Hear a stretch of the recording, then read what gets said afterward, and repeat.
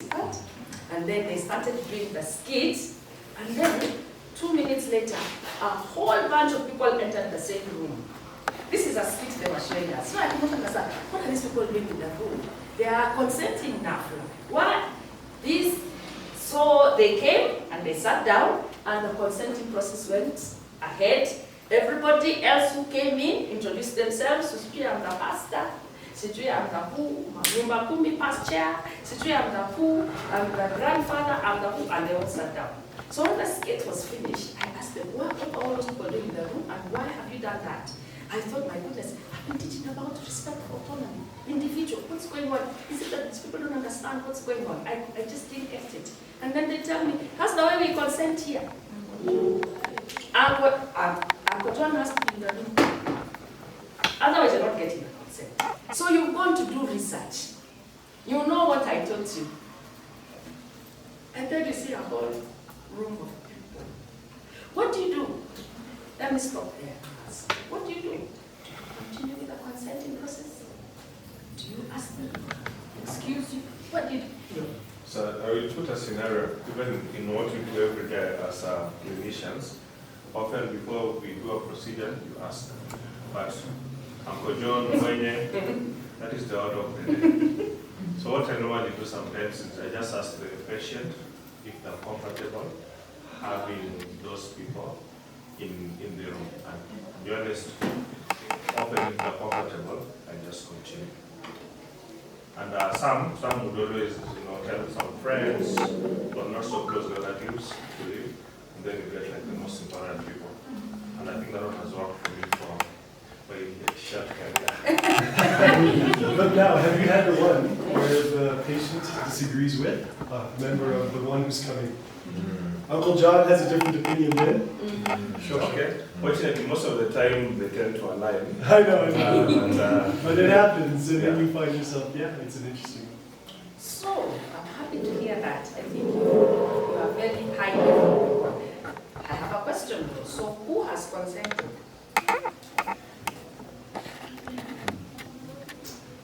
I can say, we have that term, we call it collective autonomy. A new term.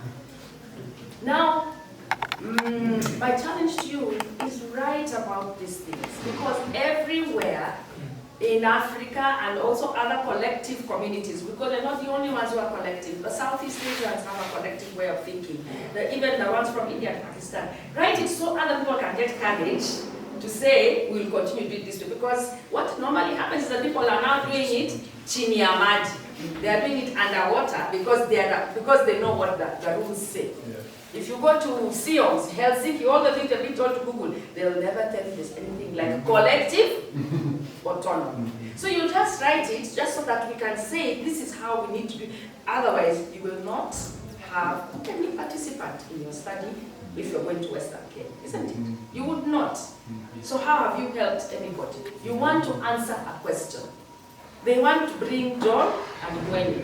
You've decided, because they brought John and Mwenye, that this is not valid informed consent because there was no autonomy. Okay? So I always say, I call them think pieces. You can just write a think piece, and so that we can hear and see how we can proceed. So I think you've got that point, and you've got it very well, and I'm very excited. So that's the difference between respect for persons and autonomy. Respect for persons, you're actually respecting their dignity, but autonomy, you are trying to respect the fact that they can make decisions for themselves. But I've just shown you that sometimes we are in our society, we are all making the decision for you, or we are doing it together. You're not making it for me, but we are doing it together. And true, if John says no, you may not do it. So these are some people. These are some people. And what can you say about these people? What can you say about these people? Yeah, various levels of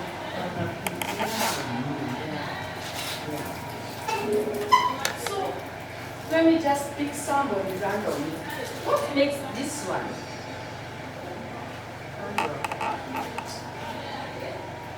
I keep calling myself and buy these fancy pointers.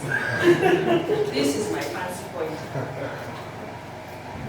just have one. Zico. Namziko, she's carrying. And why is that Namziko making a fun dog? She has more than one person that she is responsible for. Yes. And many, not just her own care for that child, but also the expectations of the community and the input of, any medical providers, researchers, right? That there are a whole different set of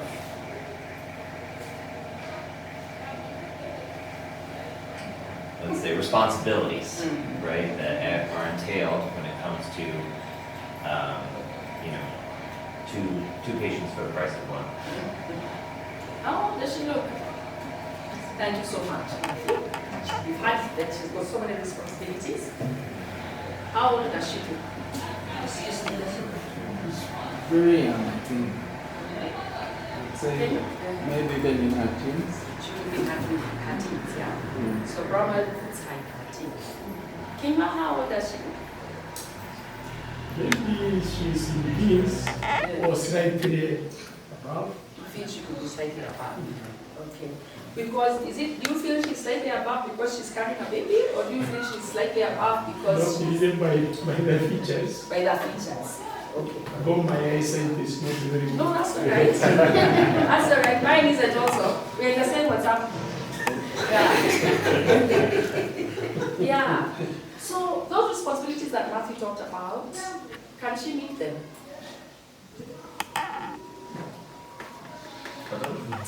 He said that there's so many things, there are so many responsibilities now that you are expecting. Yeah. This girl who is probably in her teens or slightly older, do you think she can meet them?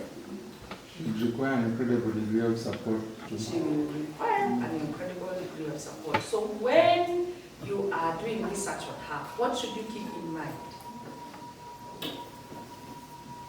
She will be biased for something which is positive, or also the same the university.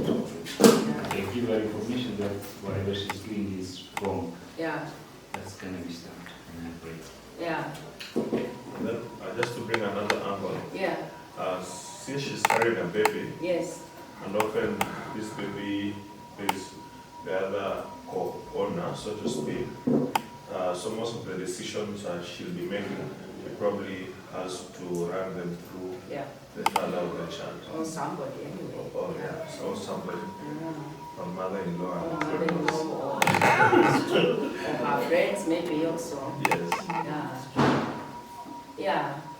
So I like to pick on this one because it's very tricky. These other ones are a little bit straightforward. We are hoping they have a parent, hoping they have a guardian, and we are hoping that those people can make the proper decisions on their behalf, because clearly you will not be asking them directly, isn't it? These ones, you will not be asking them directly. You can ask these ones, but I will not answer. But these ones, you'd have to have a parent. Now let's talk about these ones now, these ones. So those ones look like they are happy. Yes. I'd like to go back to that place where I was always happy. But anything else about them? They could be in school, right? Yeah. So when we ask questions, don't be very simple. It's not an exam. Just say what comes to your mind, yeah? It's just a discussion, so don't be afraid to say. So they are school children. If you're doing research with school children, how does that work? How do you think it would work? Remember, we are still respecting autonomy. I'm still on that story of respecting autonomy and respecting persons. How does it work? And I'll say this corner here will be a bit quiet. I love you all. I'm not looking down on you, but let it. There's some people, I'll start calling names. Emmanuel, I'll start calling names. Yeah. I want to hear all of your voices because they are important voices. Oh, it's Samson. Oh, so I've just kept quiet because Dr. Andrew, you're clever. You could see that I've just kept quiet because it was it's not Emmanuel. Then there was somebody put up their hand here. I think for school-going children, there's something that they're not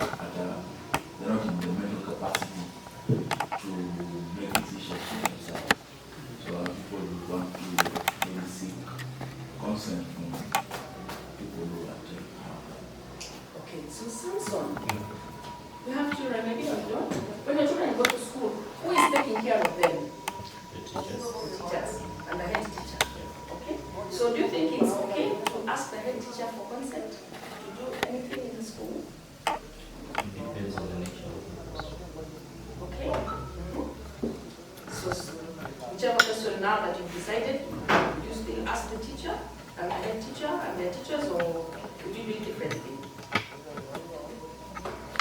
Or we should be As a parent, you should be involved. Okay, so that's fair. Is that fair? That you should be involved? Okay, so you're the parent in your class here, and now there's a study in school. Would you like it to be called to go outside? How will the logistics work? Because some of these things look good on paper until you try to do them practically. So all parents are busy, and now you want to do something, you want to give dewormers. It's not something very difficult. The dewormers have been used for many hundreds of years. So you're just talking about a study where you're looking at deworming children, not a big deal, okay? How are you going to get our busy parents to come and give consent? In that case, I would prefer if the teacher makes the decision, give the consent and then inform me. So that's what Samson. Anybody else? Now the three of them they are about to jump off their seats. The three of them can now come back into class. Yes. I hear what you say, but I think it would also still be good to get the parents involved. Yes. Because if the teacher makes a decision, Yes. and then harm arises, Yes. then who takes that responsibility? So either you can send the children with maybe a note, Yes. so that they will tell the parent that this is happening, Yes. and the parent can consent, or Yes. you can ask for a parents meeting, Yes. like a general parents meeting, Yes. so they have the buy-in. Yes. At the end of the day, it is this child belongs to the parent. The Yes. teacher is just at the moment Yes. overseeing Okay. I like that. So they're about, for some reason, the school your child is in is a very popular school for research. There are about like 10 studies taking place. This is very realistic. So each time, each study is taking place, Dr. Ann would like to be called 10 times for a parents' meeting. For me, yes. Anybody else? Anybody else would like to go to the school 10 times? Especially the men. Would the men want to go to the school 10 times to be asked the same question? Oh, look at their hands. I want to be informed about whatever is going to happen before my child. Now, if he wants to be informed before his child has even been told, yes, sir? Yeah, so I'm going to give an example. In emergency cases, there is some calls you have to make, but for those researchers, they are not emergency conditions, so at least they have that time to call the parents and inform them and wait for the feedback. Even sometimes the parent can say, I'm going to think about it. Okay. I think Prof is going to come talk about the cycle of proposal at one time. So remember, you wrote a proposal and you got money from Bill and Melinda Gates. You wrote the proposal and you brought it here to the ethics committee. And you told them you are going to start, when is today? 30th. Today is fast. Oh, this is fast. They said you are going to start on the 1st of May. Then a month previously you sent this thing to the school. 1st of May. And you're supposed to now finish by? Give it 3 months. Not a very difficult study. And now, the parent wants time to think about it for a month. How do you enroll them? You simply exclude them. I would simply just exclude them from the test. Exclude them. Because So, yeah. proceeding without their consent would Yeah. still. Okay. And if they take so long to make a decision, Yes. if you don't understand it, help them understand. Yeah. Please remember, as parents, like me, I'm a parent and I'm here. Okay, we are not waiting. We are not in your world of research. As we are living, we are minding our own business. We are very busy people. Very busy people. So, in the space of a research proposal, the time you've given yourself to do it, all of these things you're doing to be very ethical means that at the end of the day, you may not even make a study. You may not enroll enough people. Yeah, because there are some people who are waiting for 1 month to do it. They did not understand, so you're waiting for them to come for the parents' meeting. They did not come for the parents' meeting. So it's something why you need to tell people to submit their proposals to an ethics committee, because there might be something that ethics committee will show you the most practical and logistical way of doing it. So it's not just all about ticking that box that, okay, there was an informed consent document, therefore there was an informed assent. When you're reviewing, you must also be thinking, is this practical? How will this be done? And often ethics committees, that's what we do. That's what now Prof. Nani was saying. You tell these guys, and your researchers are going to complain. Let me tell you that in advance. That, you know, as we used to be told, that why are you discussing our study design? And then somebody has to say, you even have pastors on your ethics committee. What do they know about study design? They got so mad with us. But please, see how practical what the people are doing whether it can actually be done practically. Whether it can actually be done, that's still part of your job. So what I've done, I'm mixing everything because you take whatever you take and you go home. I would have left it for review of proposals, but that's one thing I wanted to say, that at the end of the day, those ones look like, you look at the different views we've had. But I remember at the same time, you don't have 10 years to do your research. You have 3 months. So even students, that is why sometimes you give a proposal and we tell you this is too much, you'll not be able to finish, and you get so upset because you took a lot of time to write your proposal. That's why we try to make your objectives really precise, really smart, because you don't have your whole life to do this study. You just have a short time. So you can see how you want to respect them, you want to respect their parents, but in the end, it's very difficult to enroll the people. Yet that study of yours either was very, very low risk, or it's very important. Yeah. So community engagement is something she's going to talk about. Another thing which people take for granted, you really need to do a reconnaissance, a recce before. If you're going to a school, find out who the people are in that school, find out everything and start talking early, way before May 1st comes, so that your proposal can run efficiently. But what you said is true. You need to get a parent. You could get a head teacher, but the parent has to tell the head teacher. If you say you're taking something home, maybe that person at home doesn't know how to read, it just gets more complicated with time. But these are an example of vulnerable groups. Children are vulnerable groups. Doing research on them is not so easy, and now my slides have refused to move. I told you, there's somebody who knows how to cast out demons. So this is now exactly simply what I was saying, and in very many words. And an individual who is master of himself, but we now realize master of himself is something that is not, we are masters of ourselves, but there are other masters who can also weigh in the decision you have to think about. And you see, without constraint of another, this is what is written in the book. This is the text. And when you get the context, sometimes the text changes, isn't it? So you see text, context. Okay? So he said that sometimes John disagrees with his patient. And you know that you read somewhere it should be without constraint. But you see, John and that person are very close. So if you're going to treat your patient, you have to wait for John and the patient to argue, come to an agreement, and then you do the treatment or you draw them into research. I would like to say research has a higher standard, and I'll tell you why, than practice. Because in practice, John is making a decision, whoever it is, your patient is making a decision because he's unwell, and he needs to make a decision whether he's going to do something. In research, you are doing this on behalf of somebody else. You are taking on a risk on behalf of somebody else. And that is why the standard should be much higher in research. Because for me in hospital, I'll make a decision, but it's all about me and me getting better. But when you're doing research, you might be in the placebo arm. You're not even getting the drug for that matter. But you're still being put down under risk. So I like to put this lady there because as females, this hospital of autonomy has been very tricky.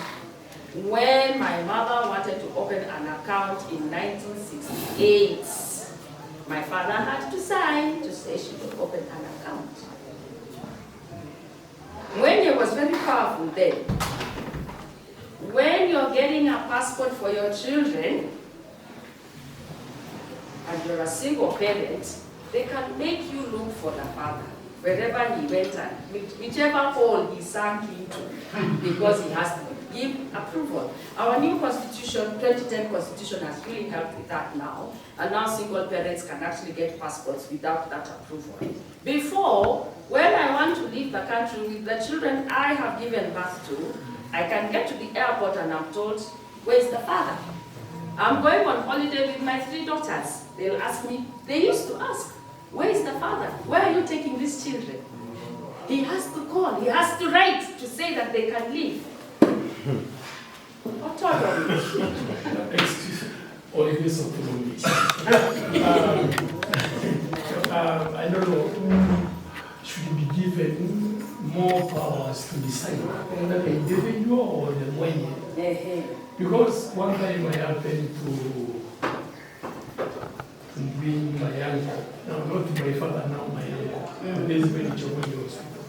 And there was an issue, it was, what am I going to say? There was something to be done on him. But, okay, the spouse had passed on, he was quite elderly. And the Mwenyes now, the daughters and the sons, were to be consulted. You know, I could not decide. Though he is my uncle, I could not decide. What happened is that when they were consulted, they refused. Okay. But the Mwenye, I don't know, that was the time of Dr. Kashero, who were around. Dr. Kashero, already from Coast. The Mwenye, the individual said, let it be done. I'm the one to sign, and he signed. And whatever it was done. But God is good, it was positive, we had positive results. Though those refused, he accepted. Now, who should be ethically now and autonomy? How are we going about it? Well, actually, it went by the book. Yes, that himself is the one who said, that's perfect. That's the way you want it. You want the person who's going through the procedure or the person who is entering into the study themselves to say, I want to be. So that was perfectly correct. So there, in some cases, there are instances where we ignore them when Yeah, you can now ignore them. You can ignore them. Actually, strictly speaking, you should ignore them.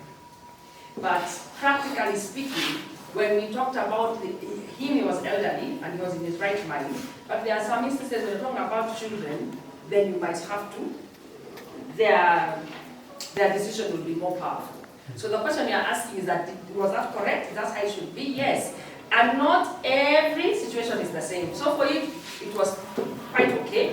He said, my children want it this way, but me, I'm going to do it this way. And because he's the one it was happening to, he signed and he went on. What would happen if he was not able to sign? For some reason, he was unconscious. For some reason, maybe he had dementia. How do you think it would have worked out now? we have to go by Mwenye now. Yeah. You have to go back. But can I push this one? You Yes, said please. by the book, everything went perfectly. And I question that one because I have that high respect for collective autonomy. Yes. Meaning, let's just change the scenario a little. Yes. It's now a she, Yes. okay? Oh, Maybe the spouse isn't passed, but just unavailable. yeah, yeah. If that decision was made and she said, I will do it, we say 100% she wants it. Yes. It would be a good outcome. But now, in this scenario, you might find the family or the community raising a big issue to say, we told you no, and then you did. We are not happy. She might be happy with you, but we are not happy with you. And that changes the relationship for the institution. The community doesn't trust, the hospital feels threatened. Like, these ones matter for clinical outcomes in the future, beyond this one patient. So you find that when you violate the collective autonomy, say, quoting the individual by the book, you might find that those principles led you in very difficult places. it now has implications. Either way, it will have implications, and that's a very good point, because you still, you are still here in Jogoro, you're still here in the hospital, and now that person who had said no is the one now who is sick. And yet they said no, and you still went ahead. If, unfortunately, that person died after they had said no, that means this person now doesn't trust you as a hospital. Now they are sick, but they will not come. Yeah. But we can't be all things, we're not, let me just say we're not God. Let me just start there. And you do your best, and there will always be consequences to what you do. If you're an ethical person, you need to have a basis of what you did. So you, in one instance, you say, I was respecting the autonomy of the patient. The other person will say, I was respecting the collective autonomy. And if it's not really an emergency, absolutely emergency, why not call them again and sit together and say, okay, what is it exactly you feel is you don't want to happen to your uncle? And that is a much better way, yes? Because we are all living here together, and we all want to come to this hospital, and we want to trust that this hospital is going to do something that is for our interest. That this hospital is not going to ignore us. There's nothing worse than to feel you have said something and you've been ignored. Yeah? Wow. Will we finish today, or will we finish next week? But one. I don't know. So let's move to beneficence. Right. The common definition of beneficence, sorry. Yeah.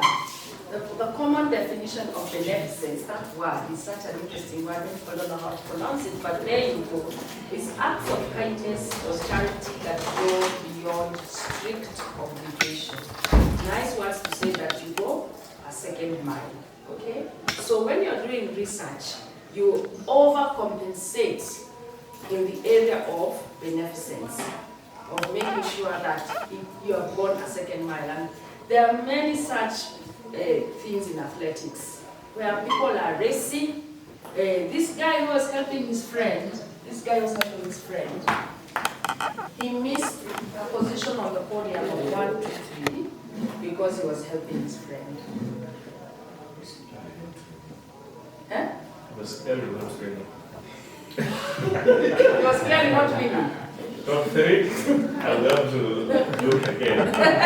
Maybe it was number 7. Like, let me have this number. That's a good point. That's a really point. That's a really good point. It depends also on how competitive you are. Yeah. Because why not take him to the side and have the medical team attend to him? This is the beauty of teaching adults. Now we have left the story of beneficence. We are now discussing this picture and wondering how on earth it could have happened. I think it has to cross the line, because this guy was sick at the end. Yeah. Yeah. I mean, this was really incredible. This was really incredible. And I can, my references, I might have the link. Yeah. Yeah. Yeah.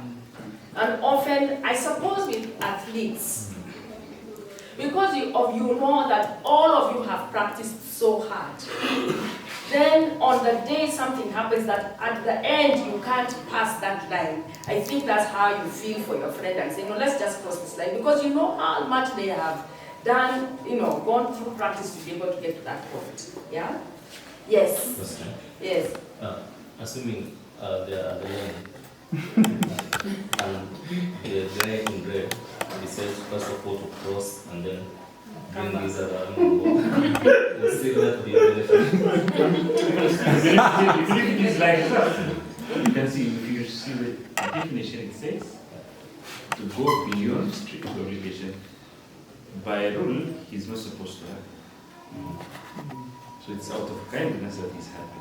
So beneficence doesn't mean that you keep the other person. You don't have legal obligation. Yeah. So you don't have a legal obligation. It's you doing it because it's an ethical principle. I mean, in research you do try. Another reason why you do try is because these people in research are taking on risks on behalf of others. So the people who took the COVID